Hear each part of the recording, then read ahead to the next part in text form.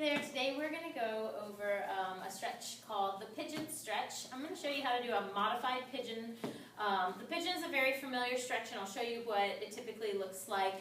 That's really great for stretching out the glute, and you can also get like a little bit of TFL in there, maybe a little bit of IT band and some inner thigh, but it's mostly a focus on this lateral hip and glute area. So the pigeon, I'm sure you've seen it before. It's very popular in yoga, but it's also popular in gyms. And when people do it, they bring their knee forward and through like this, and we see a couple of things. We either see like this foot tucked up under the person like this, and then they might like round out like this, or we'll see them drop over onto their butt cheek and put the hips in sort of this weird twisted and rotated position. So we do that because we don't have enough flexibility, most people, to do the movement properly. So a really great way to get deep into the stretch is to use a foam roller as an assistant. So you take this foam roller, it's right in front of you, and we're just going to turn it at, I don't know, maybe that's a 45-degree angle.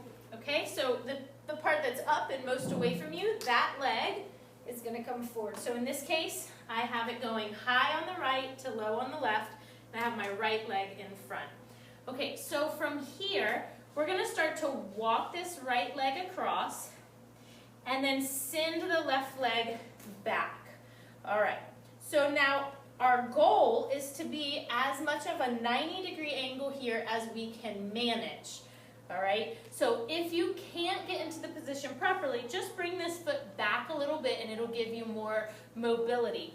But from here, we want to take our back hip, in this case my left hip, and I want to rotate that over. So now my right thigh or glute, the base of my glute, is sitting on the foam roller, and my left hip is internally rotated so that the quadricep is resting on the foam roller. I'm elevated, so I don't have to work to stay up here. The foam roller is doing the work for me, and I can instead focus on just walking my hands out, keeping a nice straight back, chest lifted.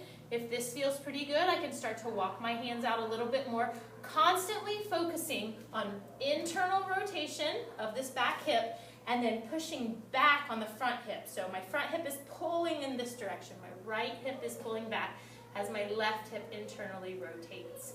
Okay, so I'm just going to turn a little bit so that you can get a side view of that. So here it is. You can see that I'm fully rotated over. My back is really straight versus this rounded position.